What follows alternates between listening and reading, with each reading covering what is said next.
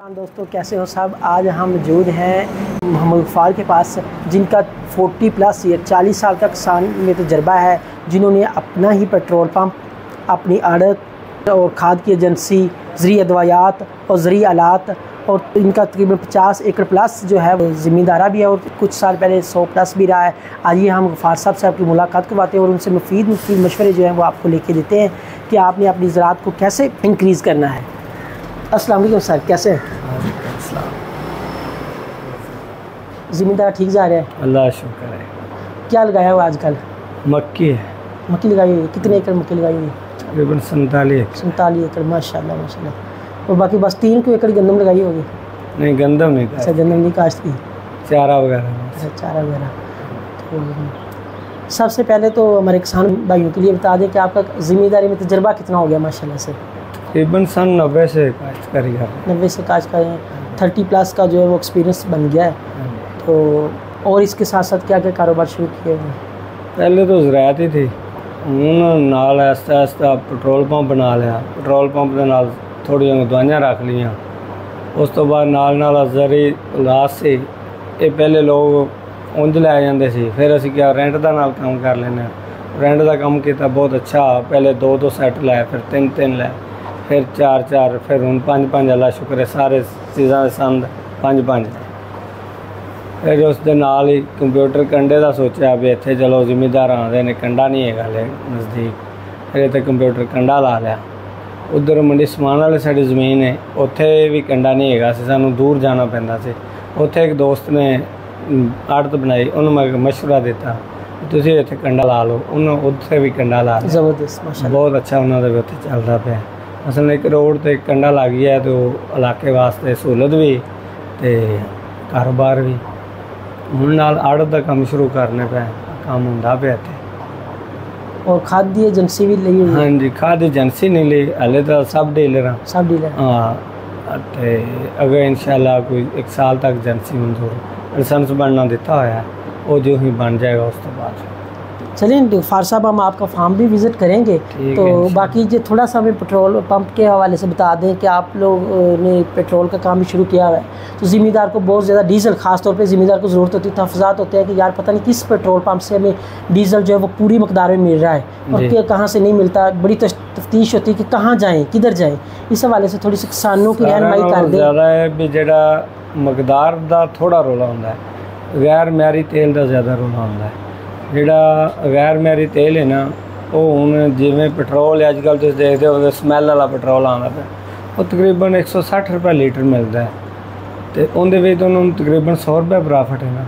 इस तरह ही डीजल होंदा है, उहदे विच भी तकरीबन 40-50 रुपये का फर्क होंदा है। जिहड़ा अच्छा पेट्रोल है ना, उहदे वास्ते जिमीदार जिहड़ा ते समझदार ने ना, वो तो ट्रैक्टर चलाते हैं, उन्होंने पता लग जाता मेरा ट्रैक्टर धूं नहीं दे रहा, मेरा ट्रैक्टर मसलन ईजी चलता पे, एवरेज अच्छी दे रहा है, तो समझ आ जाती। जेडे कुछ बंदे जाहल होंदे ने, वो इस गल नूं नहीं ख्याल करते, उन्होंने उधार मिल जाए, जितों मर्जी मिल जाए, जिन्ना मर्जी घट मिल जाए, कोई उन्होंने टेंशन नहीं होंदी। बहरहाल ये जिमीदार लिए नुकसानदेह सब तो ज़्यादा, क्योंकि हर एक लिए नुकसानदेह है। तो जेड़ा जिमीदार इन्ना को गौर कर लेंदा है ना, मसलन एक टैंकी भरांदा है, अंदाज़ा सौखा तरीका है।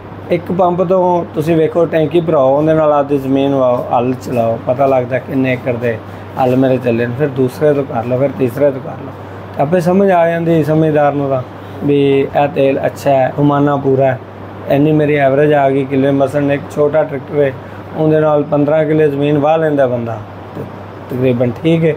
जे उनकी एवरेज आती 12-13 किले, तो उनका म्यार भी घट है, पैमाना भी घट है। यानी कि इत्थों पता चल सकता है कि केड़े पेट्रोल पंप तो मैं तेल पवाया है और उनकी मकदार मेरी ज़्यादा ज़मीन वग गई है और केड़े तो कम। यानी कि इस तरीके ना जिम्मेदार जो है वो अपने आप को सेट कर दे कि मैं किस पेट्रोल पंप पे जाना है। बिल्कुल सही हो गया। हम लोग गफ्फार भाई के ज़रिए फार्म के ऊपर आए हुए हैं, उसके दूसरे भाई सिफतुल्लाह हमारे साथ मौजूद है। सिफतुल्लाह, अस्सलाम वालेकुम सर, कैसे हैं? अल्लाह का शुक्र है सर। पहले तो बहुत खुशी की बात है कि आप दोनों भाइयों को अल्लाह ताला हमेशा ऐसा ही रखे कि आप लोगों ने तकरीबन 30 से 35 प्लस आपका एक्सपीरियंस हो गया है ज़राअत में, और आप लोगों ने इकट्ठे जो है ज़मींदारी कर रहे हैं और बहुत ज़्यादा नई इनोवेशन भी कर रहे हैं, और आप लोगों ने दूसरा मिल के कारोबार किया और बहुत ज़्यादा तरक्की भी की है। अल्लाह ताला सब लोगों को ऐसे ही तरक्की करने की जो है वो तौफीक अता फरमाए। और आप हमारे किसान भाइयों के लिए शॉर्ट सा पैगाम कि क्या एक बंदा भी इतनी तरक्की कर सकता है या कुछ लोगों को मिल के काम करना चाहिए? इंसान की नीयत साफ होवे ते मेहनत करे, दो काम ने। ठीक है, नीयत साफ हो, दिल थोड़ा साफ है ते मेहनत करो, तुसी स्ट्रगल जिद्दोजहद ते तुसी इंशाल्लाह थोड़े सालों में अल्लाह बातों किते किते लाएगा। मैं अल्लाह ताला इत्तेफाक रखे। दुआ भाई मैं सिर्फ एक चीज़ जाना है, क्या एक बंदा और दो च कुछ डिफरेंस तो है ना? नहीं, फर्क है जी, फर्क तो है एक ना। यार सियाने मिसाल में एक एक तो 2 11 हैं, 2 11 ते एक बंदा कल्ला उन्हें नहीं कर सकता काम मेंटेन जिन्ना 2 बंदे कर सकते बल्कि। ये हमारे किसान भाइयों के लिए भी ज़बरदस्त मैसेज है कि अगर आपको 2 भाई या 3 भाई मिलकर ज़िम्मेदारा कर रहे हैं तो आप लोग की तरक्की के चांसेस जो हैं वो ज़्यादा होंगे, और अगर अकेले हैं तो एक काम की तरफ जाएंगे और दूसरे की तरफ तो जो नहीं आपकी रहेगी। अगर तुसी भाई 2 इकट्ठे काम करते ते उहदे माशाअल्लाह बरकत पै अल्लाह ताला पा दिंदा है। इत्तफाक वैसे ही बरकत होंदी ते रल मिल के काम करना चाहिए। और मक्की की पैदावार या आलू की औसत पैदावार कितनी लै रहे हो मैक्सिमम? 100 तो प्लस 137 मन तक ज़्यादा आई है, तो घट तो घट 88 मन तक भी आई है कई सालों जो गर्मी ज़्यादा पै जाती। 137 मन बहुत ज़्यादा पैदावार है, बहुत अच्छी पैदावार है।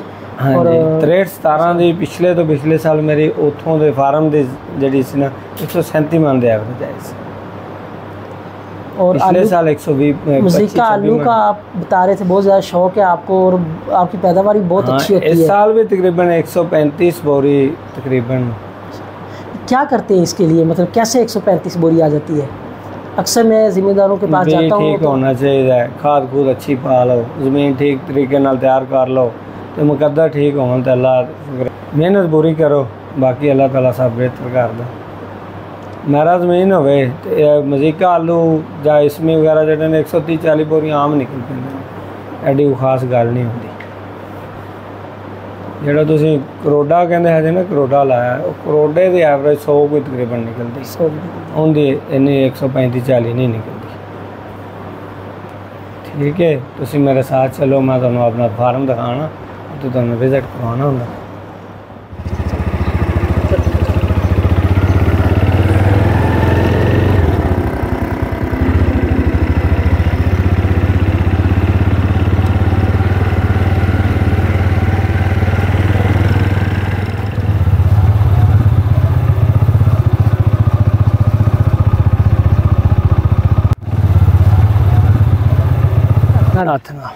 मशीन नाल नहीं कामयाब आंदी, मैं पिछले साल लवाया 2 दफ़ा तजर्बा किया। मशीन उस्त कर जाती भाजी, उहदे दाना डबल भी आ जाता है। अच्छा, तो जिथे डबल आ गया वो भी ज़ाया हो गया, सही हो गया, तो जिथे नागा आ गया वो भी ज़ाया हो गया।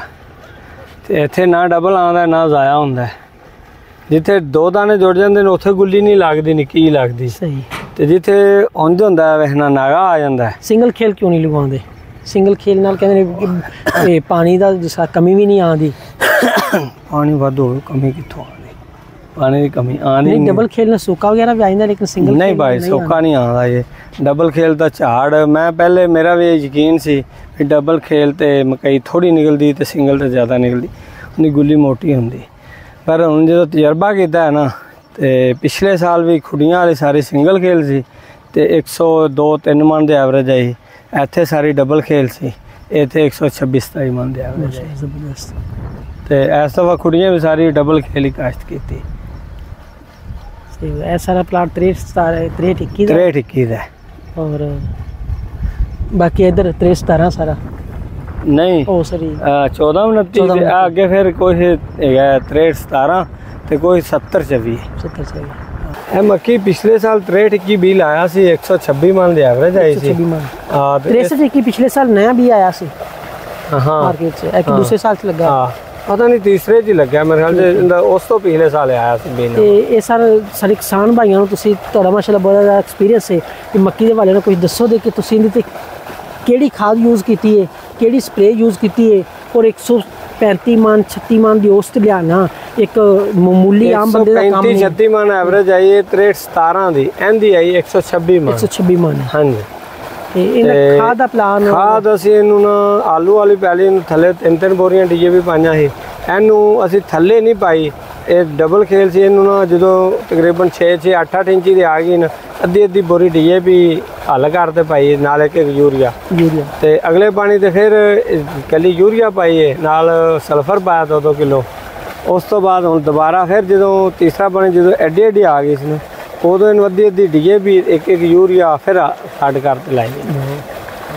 और आलू थले 3-3 बोरी डीएपी हाँ आलू थले 3-3 बोरियां डीएपी ते मक्की ਨੂੰ 4.5 बोरियां यूरिया सल्फर कितना यूज करदे हो 2 किलो पर एकड़ हाँ लाजमी हाँ लाजमी पोटाश भी लाਉਂਦੇ ਹੋ हाँ उस प्लाट ਨੂੰ पोटाश ਲਾਈ ਹੈ ਇਸ प्लाट ਨੂੰ ਨਹੀਂ ਲਾਈ।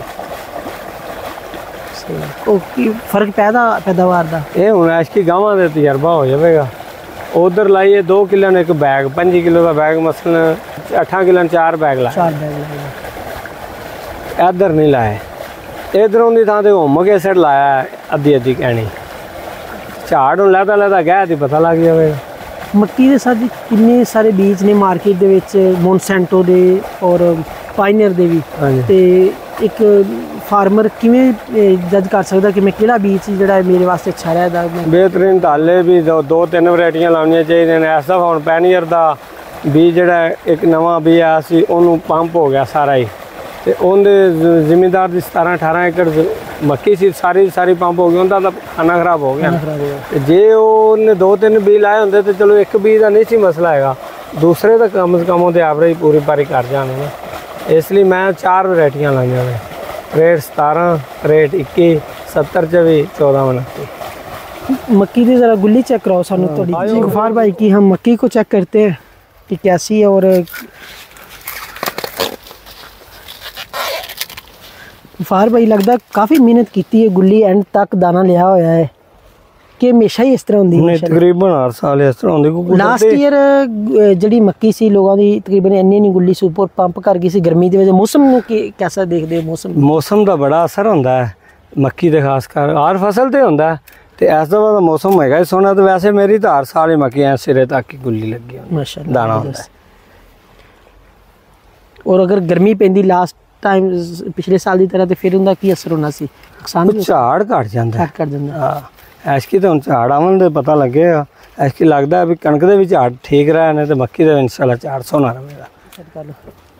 ਮੱਕੀ ਦੀ ਫਸਲ ਤਿਆਰ ਹੋ ਗਈ ਹੈ ਔਰ ਇਹਨੂੰ ਤੁਸੀਂ ਲੇਬਰ ਦੂਸਰਾ ਗੁੱਲੀ ਨਿਕਾਲ ਦਿੰਦੀ ਔਰ ਮੱਕੀ ਲਿਆ ਜਾਂਦੀ ਹੈ ਇਸ ਤਰ੍ਹਾਂ ਚਲਾਈ ਕਰਾਓਗੇ ਕਿ ਵੈਸੇ ਇੱਕ ਉਸ ਤਰ੍ਹਾਂ ਨੁਕਸਾਨ ਹੁੰਦਾ ਹੈ। ਪਹਿਲੇ ਕੁਝ ਸਾਲ ਪਹਿਲੇ ਇੰਜ ਕਰਾਉਂਦੇ ਰਹੇ ਝਾੜ ਦੇ ਐਵਰੇਜ ਤੇ ਬੜਾ ਫਰਕ ਪੈਂਦਾ 10 ਤੋਂ 15 ਮਣ ਝਾੜ ਘਟ ਜਾਂਦਾ 10 ਤੋਂ 15 ਮਣ ਹਾਂ ਇਹਨਾਂ ਪੱਕਾ ਤਜਰਬਾ ਕੀਤਾ ਹੈ 10 ਮਣ ਕਮ ਸੇ ਕਮ ਘਟ ਜਾਂਦਾ ਤੇ ਲੇਬਰ ਨੂੰ ਦਿੱਤਿਆਂ 5 ਮਣ ਦੇ ਪੈਸਿਆਂ ਨਾਲ ਛਿਲਕੇ ਤੇ ਗਏ ਜਾਂਦੀ ਫਿਰ ਲੇਬਰ ਗੁੱਲੀਆਂ ਵਿੱਚ ਬੜੀਆਂ ਲੈ ਜਾਂਦੀ ਉਹ ਵੀ ਨੁਕਸਾਨ ਹੁੰਦਾ ਫਿਰ ਟੈਨਸ਼ਨ ਵੱਖਰੀ ਹੁੰਦੀ ਐਵੇਂ ਇਹਨੂੰ ਵਢਾਓ 2-3 ਦਿਨ ਪਈ ਰਹਿਣ ਦੇ ਉਸ ਤੋਂ ਬਾਅਦ ਛਲਾ ਕੇ ਪਿਛਲੇ ਸਾਲ ਇੰਜ ਹੀ ਕੀਤਾ ਸੀ ਵਢਾਈ ਹੈ 3 ਦਿਨ ਵੱਡੀ 4 ਦਿਨ ਪਈ ਰਹੀ ਫਿਰ ਛਿਲ ਦਿੱਤੀ 2-3 ਦਿਨ ਪਈ ਰਹੀ ਫਿਰ ਮੈਂ ਨਾ ਤੋੜੇ ਕੋਈ ਅੱਗੇ ਵੀ ਬਾਰਦਾਨ ਹੈਗਾ ਸੀ ਕੋਈ 1000 ਕੋ ਤੋੜਾ ਹੋਰ ਲੈਂਦਾ ਉਹਨਾਂ ਨੇ ਪਵਾ ਕੇ ਖੇਲਾਂ ਦੇ ਉੱਤੇ ਤੋੜੇ ਖਲੇ ਕਰਾ ਦਿੱਤੇ ਨੇ 3 ਦਿਨ ਖਲੇ ਪੈ ਰਹਿੰਦੇ ਉਵੇਂ ਇੱਥੇ ਗਾਹ ਕੇ ਤੇ ਨਾਲ ਹੀ ਆ ਫੜ ਬੜਾ ਸੋਹਣਾ ਸਾਫ਼ ਕਰਦੇ ਉਵੇਂ ਹੀ ਗਾਈ ਜੀ ਦੀ ਨਾਲ ਉਵੇਂ ਗੱਡੀ ਲਵਾ ਦੀ ਭਾਈ ਜੀ यानी कि स्काई नहीं बाहर काटते बाहर काटते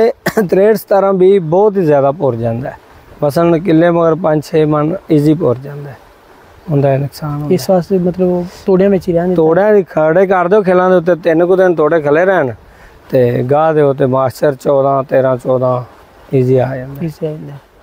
फार भाई यहाँ ज़िम्मेदार भाइयों को थोड़ा सा रूटीन वाइज बता दें कि 1 साल के लिए कौन सी फसलें लगाएं और उसका टाइम क्या होना चाहिए।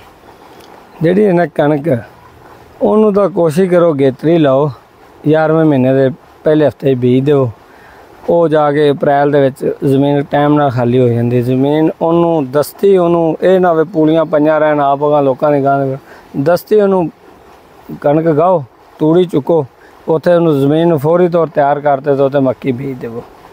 ਜੇ ਤੁਸੀਂ 9108 ਦਾ ਬੀਜ ਦੇ ਥੱਲੇ ਲੈ ਕੇ ਰੱਖ ਸਕਦੇ ਹੋ ਨਾ ਉਹ ਲੈ ਕੇ ਰੱਖਦੇ ਹੋ ਤੇ ਉਹ ਪੰਪ ਵੀ ਨਹੀਂ ਹੁੰਦੀ ਤੇ ਉਹ ਸਭ ਬਹੁਤ ਅੱਛਾ ਉਹਨੂੰ ਛੱਲੀ ਵਾਲੇ ਖਰੀਦਦੇ ਨੇ ਤੇ 60 ਤੋਂ 65 ਦਿਨ 'ਚ ਛੱਲੀ ਤਿਆਰ ਹੋ ਜਾਂਦੀ, ਮਗਰੋਂ ਮੁੰਜੀ ਫਿਰ ਆ ਕੇ ਤੇ ਆਲੂ ਵੀ ਲੱਗ ਜਾਂਦੇ ਨੇ। आलू लेट नहीं हो जाएंगे? नहीं, कोई बिल्कुल भी नहीं लेट होंगे। आलू लगाने का असल टाइम क्या है? आलू यकम तो ला के 10 तरीक तक सब तो बेस्ट टाइम है आलू का। यकम अक्टूबर? हाँ जी, 10वें महीने 10वें महीने की यकम से लेकर 10 तक। हाँ, तो जो जिम्मेदार इससे पहले लगा लेते हैं वो तो रिस्क होंदा है ना, कभी कामयाब होंदे ने, कभी गर्मी पे भी गल जांदा है, नुकसान उठाते हैं। जेडे ज़्यादा ही पहले बी लेंदे ने उन्हें गंदली बरीक ही रहिंदी, झाड़ ही नहीं निकलता। ज़्यादा से ज़्यादा 27-28 ਨੂੰ ਬੀਜ ਲਵੋ, ਇਹਦੋਂ ਪਹਿਲੇ ਜਿਹੜੇ ਬੀਜਦੇ ਨੇ ਉਹ ਨੁਕਸਾਨ ਉਠਾਉਂਦੇ ਨੇ।